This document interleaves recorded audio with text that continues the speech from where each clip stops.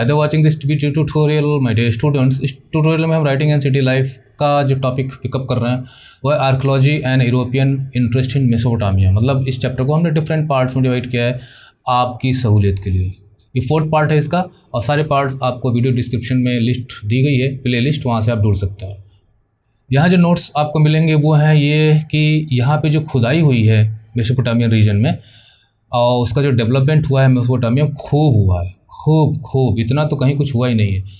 लेकिन उसके पीछे जो एक बहुत बड़ी जो कोशिश थी वो थी कि जो बिब्लिकल रिकॉर्ड्स हैं, मतलब बाइबल में जो कुछ लिखा गया है तो उसको वैलिडेट किया जाए, क्योंकि जो बिब्लिकल रिकॉर्ड्स हैं वो मेसोपोटामिया से कहीं ना कहीं कनेक्ट होते हैं। जब आगे चल के हम देखेंगे, लोग मानते हैं कि जो बाइबल में जो कुछ भी है तो उनके पूर्वज मेसोपोटामिया में रहे होंगे, तो वो उसको वैलिडेट करने की कोशिश करते हैं कि देखो हमारे पास एविडेंस है, जो कुछ लिखा गया वो सही है।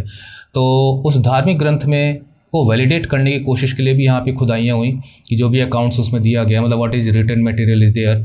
और उसके बाद फिर लेकिन फिर धीरे धीरे ये होता है कि जो सब्सिक्वेंट, मतलब बाद में जो वहाँ पे आर्कियोलॉजी का जो पर्पज़ होता है, पर्पज़ तो हम ये मान सकते हैं कि शुरू में यही था, लेकिन बाद में इसका पर्पज़, उद्देश्य वो चेंज होता है और फिर मेसोपोटामियन सिविलाइजेशन को समझने की कोशिश की जाती है कि ये क्या थी, इसका सिग्निफिकेंस क्या है दुनिया के लिए, सारी चीज़ें। तो शुरुआत हम कह सकते हैं कि आर्कियोलॉजी में काफ़ी ज़्यादा जो फंडिंग हुई, जो पैसा खर्च हो, इसकी वजह से हुआ।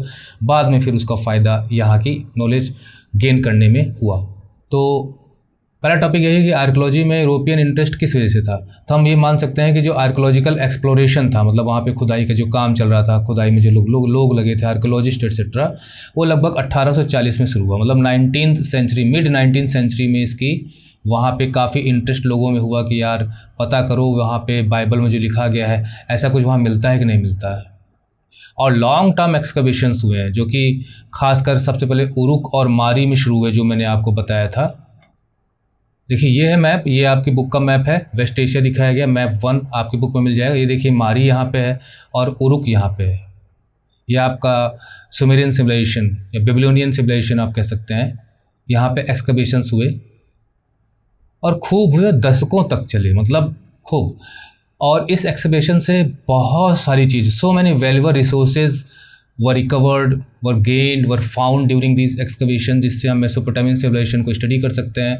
इसके बिल्डिंग के बारे में पता चलता है, इसके स्टैच्यूज़ मिले हैं, ऑर्नामेंट्स मिले हैं, ग्रेव्स मिली हैं, मतलब कब्रें मिली हैं, टूल्स बहुत से मिले हैं, सील्स मिली हैं जिन्हें मोहरे कहते हैं, और बहुत सारे रिटर्न डॉक्यूमेंट्स भी मिला है। इतना तो हड़प्पन सिविलाइजेशन में नहीं हुआ, इतनी कोशिशें नहीं की गई, क्योंकि हमारी जो सिंधु घाटी की सभ्यता है, इंडस वैली सिविलाइजेशन जिसे हम कहते हैं, क्योंकि ये लगभग समकालीन सिविलाइजेशन थी, लेकिन मेसोपोटामिया ज़्यादा पुरानी थी, और इन्हें ब्रॉन्ज एज सिविलाइजेशन भी कहा जाता है दोनों को। साथ में इजिप्शियन सिविलाइजेशन को भी आप ले सकते हैं, चाइनीज़ सिविलाइजेशन को भी आप शामिल कर सकते हैं। ये सब बहुत पुरानी सिविलाइजेशन थी, लेकिन बाजी मारी मेसोपोटामियन सिविलाइजेशन ने। तो एक्सकवेशन से so many resources were gained, were found that could help in study of this civilization। Mesopotamian civilization का यूरोपियंस के लिए क्या इंटरेस्ट था, ये पढ़ना जरूरी है, क्योंकि जो बुक में लिखा गया वही हम लेके चल रहे हैं। उसका कारण था कि जो ओल्ड टेस्टामेंट है बाइबल में, क्योंकि जो बाइबल है, मतलब बाइबल में 2 बुक्स हैं, ठीक है। बाइबल में 2 पार्ट हैं, मतलब 2 बुक्स हैं। उसमें से एक है आपका ओल्ड टेस्टामेंट, और ओल्ड टेस्टामेंट में दुनिया कैसे बनी एटसेट्रा वगैरह सब दिया गया काफ़ी कुछ। और जीसस के जन्म और फिर उनकी कहानी है न्यू टेस्टामेंट में, ठीक है, ये न्यू टेस्टामेंट में। तो ओल्ड टेस्टामेंट में जिक्र है काफ़ी कुछ, और ओल्ड टेस्टामेंट में आगे चल के हम देखिए यहाँ पे पढ़ते हैं, फिर आपको बताते हैं कि ओल्ड टेस्टामेंट में पार्टिकुलरली बुक ऑफ जेनेसिस। तो ओल्ड टेस्टामेंट में जो पहली बुक है, मतलब ओल्ड टेस्टामेंट में जो फर्स्ट बुक है, उस बुक को कहा गया है the book of genesis. Genesis का मतलब द ओरिजिन, दुनिया की शुरुआत कैसे हुई उसका उसमें जिक्र है। और वहाँ पे दुनिया के खात्मे का भी जिक्र है। वो हुआ था फ्लड के जरिए, प्रलय जिसे हम कहते हैं, है ना, उसका जिक्र है बाइबल में। तो इसी बुक ऑफ जेनेसिस में सुमेर नाम की, मतलब सुमेर शब्द का जिक्र है, जिसे बताया गया land of brick build cities. तो बाइबल में सुमेर का जिक्र है। सुमेर एक ऐसी जगह है, ऐसा शहर है जहाँ पे पत्थर के बने घर हुआ करते थे, ईंटों के बने घर हुआ करते थे। तो ये हुआ कि भाई सुमेरियन सिविलाइजेशन का कहीं ना कहीं बाइबल से कनेक्ट तो है। और आप जानते हैं कि रिलीजन एक ऐसी चीज़ है जिसका नशा ज़बरदस्त होता है। लोग अपने अपने रिलीजन को साबित करने के लिए पता नहीं क्या क्या चीज़ें करते हैं। और आज जो हमारी सोशल साइट्स, हमारा जो सोशल नेटवर्किंग है आजकल, इंटरनेट का ज़माना है, तो कितनी फेक चीज़ें लोग अपने को बड़ा साबित करने के लिए लोगों के सामने रखते रहते हैं, लोग विश्वास भी कर लेते हैं। ऐसा इनके साथ भी था, तो इसलिए यहाँ पे काफ़ी ज़्यादा इसकी शुरुआत हुई। अभी अब थोड़ा सा आगे लेंगे उसको। लेकिन फिर आर्कियोलॉजिकल जो टेक्निक्स थी वो धीरे धीरे सोफिस्टिकेटेड होती गई, मतलब न्यू न्यू टेक्निक्स रिफाइंड होती गई, मतलब उन्नत होती गई। प्रोग्रेस जैसे प्रोग्रेस होती गई वैसे वैसे अच्छी अच्छी टेक्नोलॉजी आती गई, साथ में सोफिस्टिकेटेड और रिफाइंड टेक्नोलॉजी। और फिर जो फोकस था धीरे धीरे वो हो गया reconstructing the lifes of ordinary people and exploring different research question. लोगों के दिमाग में तरह क्वेश्चन आने लगे सिविलाइजेशन को लेके। वहाँ के लोग कैसे थे, उनका जीवन कैसा था, क्या खाते थे, क्या उगाते थे, कैसे रहते थे, क्या उनके एंटरटेनमेंट थे, क्या उनके रिलीजियस भी आइडियाज़ थे, क्या वो पॉलीथीस्ट थे या मोनोथीस्ट थे, एक ही देवता को मानते थे या कई देवताओं को मानते थे, सो मेनी थिंग्स। तो फिर वहाँ की लाइफ को रिकन्स्ट्रक्ट करने की कोशिश की गई, ये जो वैल्यूएबल रिसोर्सेज यहाँ मिले थे इनकी मदद से। और फिर फोकस शिफ्ट हुआ, मतलब the pursuit of establishment the literal truth of biblical narrative, कि जो बाइबल में जो भी नैरेटिव्स हैं, मतलब जो कुछ भी लिखा गया उसके अंदर वो बाइबल नैरेटिव, बाइबल में जो कुछ भी बताया गया उसे इंग्लिश में बिब्लिकल नैरेटिव्स हम कह सकते हैं।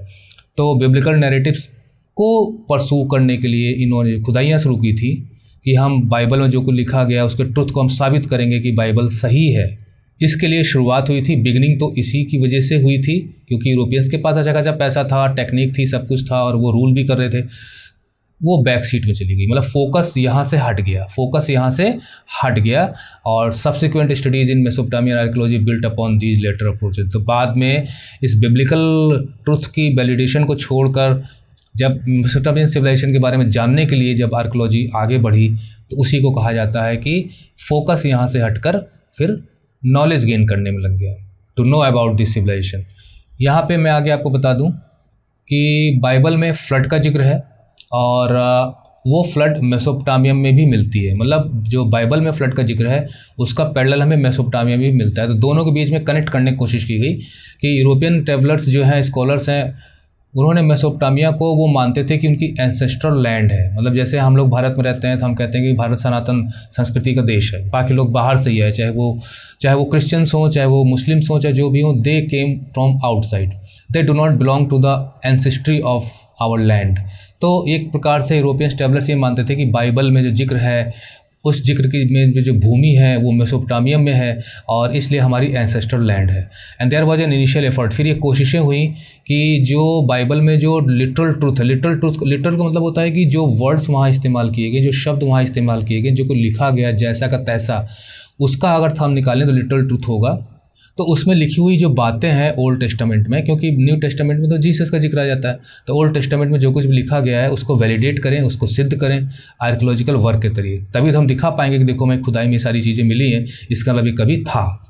तो 19th सेंचुरी से ही वहाँ पे एक इंथुजियाज्म था कि हम एक्सप्लोर करेंगे आर्कियोलॉजी के जरिए और मेसोपोटामिया के एंसेंट पास्ट को जानने की कोशिश करेंगे। तो 1873 में एक ब्रिटिश न्यूज़पेपर था जिसने, जो ब्रिटिश म्यूज़ियम आप जानते हैं जहाँ पे पास्ट हिस्टोरिकल चीज़ें रखी जाती हैं, चाहे वो कॉइन्स हों, चाहे वो मैन्युस्क्रिप्ट्स हों, चाहे वो कलाकृतियाँ हों, चाहे ज्वेलरी हो, मतलब तो ब्रिटिश म्यूज़ियम एक्सपीडिशन ले जा रहा था वहाँ पे, मतलब वहाँ पे अभियान चलाया हुआ था उसने आर्कियोलॉजी के जरिए। तो ब्रिटिश न्यूज़पेपर ने फिर पैसा कि हम पैसा देंगे खूब, जितना चाहिए, बस आप वहाँ पे कोशिश करो कि सर्च फॉर अ टैबलेट। वो चाहते थे कि उस टैबलेट की खोज करो जिससे हम रिकाउंट कर सकें, मतलब हिस्ट्री को दोबारा बता सकें कि देखो ये जो बाइबल में लिखा गया है, बाइबल में जो फ्लड मेंशन है बाइबल में वो सही है। इसका कहने का मतलब ये है इस पॉइंट का कि ब्रिटिश न्यूज़पेपर ने ब्रिटिश म्यूज़ियम को पैसा दिया कि आप उस टैबलेट की खोज करो। टैबलेट क्या होते हैं, मतलब मिट्टी की बनी तख्तियाँ होती थी, आप कह सकते हो कि पीसेस होते थे जिनमें स्क्रिप्ट होती थी, जिसमें लिखा जाता था, चीज़ों को रिकॉर्ड किया जाता था। तो वो प्लेट ढूंढो जहाँ पर इस फ्लड का जिक्र है, और मिलेगी जब आप आर्कियोलॉजी में ढूंढेंगे खूब तो फ्लड मिलेगी, कहीं ना कहीं लिखा हुआ मिलेगा। तो हम साबित कर पाएंगे जो बाइबल में जो फ्लड का जिक्र है वही फ्लड यहाँ वही वाली फ्लड की बात है। इसका मतलब बाइबल में फ्लड वाली बात मिथ नहीं है, झूठी नहीं है, सही है। ऐसे पॉइंट स्कोर करेंगे कि बाइबल सही है, क्रिश्चियनिटी में जो भी चीज़ें लिखी गई सही है, दुनिया कैसे बनी कैसे ख़त्म हुई सही है। और 1960 तक आते आते इट बिकेम वाइडली अंडरस्टूड। लेकिन अभी देखिए 1873 1960 तक आते आते फिर ये समझ में आना जाने लगा कि भाई जो ओल्ड टेस्टामेंट में जो लिखा गया है उसका जो लिटरल अकाउंट है वो पूरी तरह से सही हो, ये ज़रूरी नहीं है। या हम कह सकते हैं कि उस समय जो घटनाएं घटी होंगी उनका सही उसमें चित्रण किया गया, सही अकाउंट दिया हुआ, ज़रूरी नहीं है, लेकिन हाँ ये पता चलता है मतलब likely represented symbolic expressions of important historical changes. लेकिन ये तो पता चलता है कि भाई कुछ भी हो उस समय की हिस्ट्री का कुछ तो एक सिंबॉलिक एक्सप्रेशन पता चलता है। कहीं पे भी बाढ़ आई तो उसको बढ़ा चढ़ा कर बता दिया गया, लेकिन कुछ ना कुछ तो बाढ़ आई होगी, कुछ ना कुछ तो हमें जानकारी उस समय की मिलती है। और यहाँ पे देखिए बाइबल का मैंने यहाँ पे चित्र दिया है, जो सब कुछ आपकी बुक से लिया गया है। जो फ्लड का जिक्र है उसका, जो फ्लड का जो उद्देश्य था, मतलब ईश्वर चाहते थे कि पूरी दुनिया में जो भी लाइफ है उसको एनिहिलेट कर दिया जाए, मतलब पूरी तरह से ख़त्म कर दिया जाए। जो भी वहाँ पे लाइफ है, मतलब जो भी जीवित लोग हैं, चाहे वो एनिमल हों चाहे बर्ड्स हों, सबको समाप्त किया जाए। और उसमें नोहा नाम के व्यक्ति को चुना गया था। वो धार्मिक था, मन से पवित्र था, तो उसको चुना गया और कहा गया कि तुम्हें जीवन को बचाना है। और उसे कहा गया कि तुम एक नाव बनाओ। कुछ लोग कहते हैं कि एक बड़ा संदूक या इस टाइप का, बक्सा टाइप का कुछ भी हो, लेकिन ये चर्चित है कि एक नाव बनाने के लिए कहा गया, बड़ी सी नाव बनाओ। और नोहा कहा गया कि तुम लगभग हर प्रजाति के एक एक पेड़ ले लो, मतलब मेल फीमेल लेके एक एक जोड़ा हर एक का ले लो, हर पक्षी का, हर मतलब earlier non species of animals and birds उस आर्क में बैठा लो। और इस आर्क में जो भी बैठ जाएगा वो फ्लड से बच जाएगा, बाकी दुनिया तबाह हो जाएगी। नोहा जो है वो एक हिब्रू पेट्रियार्क था, मतलब ज्यूइश फैमिली का हेड था, तो उसके बच्चे, उसकी पत्नी वगैरह सब उसमें चढ़ जाते हैं और लगभग हर प्रजाति के दो दो लोगों को ले लेता है। अब ये कितना सही है कितना गलत है इसको तो यहीं साबित करने की कोशिश की गई थी, लेकिन आगे चल के इसका जिक्र मिलता है फ्लड का, वो मैं आपको बताऊंगा जब अगले के ट्यूटोरियल्स में, जब उस रूलर का नाम आएगा, उस लिटरेचर का जिक्र होगा तो मैं आपको बताऊंगा। इंटरेस्टिंगली यही एक सिमिलर स्टोरी, मतलब ये जो स्टोरी है यहाँ पे फ्लड की और नोहा का जिक्र है, मतलब यहाँ पे ये नोहा का जिक्र है, ये फ्लड का जिक्र है, सेम स्टोरी मेसोपोटामियन ट्रेडिशन में रिकॉर्ड हिस्ट्री में मिलती है। लेकिन वहाँ पे नोहा की जगह वहाँ पे जियोशुद्रा या उत्नपिष्ठिम व्यक्ति का जिक्र होता है नोहा की जगह। जैसे ये नोहा यहाँ पे ये है, फ्लड ऐसी होती है। और ये मैं बता दूं आपको कि जो गिलगमेश से रिलेटेड जो पोइट्री है उसमें इसका जिक्र है, मैं बताऊंगा बाद में कभी जब ट्यूटोरियल में हम आगे बढ़ेंगे। तो नोहा की जगह इनका नाम है। फ्लड का जिक्र मेसोपोटामियम में भी है, और इन द मेसोपोटामियम वर्जन ऑफ जो मेसोपोटामियम ट्रेडिशन में रिकॉर्डेड हिस्ट्री में जो फ्लड का पता चलता है उसमें इन व्यक्तियों का नाम आता है। और वहाँ पर उन्हें आर्क बनाने के लिए कहा जाता है। ईश्वर उनसे कहता है कि आर्क बनाओ जिससे आप इस त्रासदी से, फ्लड से बच सको। तो है ना सेम पैरेलल, यहाँ पे नोहा कहा जाता है, ईश्वर कहता है यहाँ पे इन लोग कहा जाता है। तो ये कहते हैं कि यही फ्लड है जो बाइबल, क्योंकि बाइबल बाद में लिखी गई, just keep it in your mind that Bible was written way long after this description and record. तो फिर वो पेयर्स ऑफ एनिमल्स को, बर्ड्स को रखता है और उस डेल्यूज यानी उस बाढ़ से बचाता है। 40 दिन 40 रातों तक पानी बरसता है, पूरी दुनिया डूब जाती है, लेकिन इस आर्क में बैठे लोग बचते हैं। ये पर्वत पे ले जाकर ये आर्क छोड़ती है।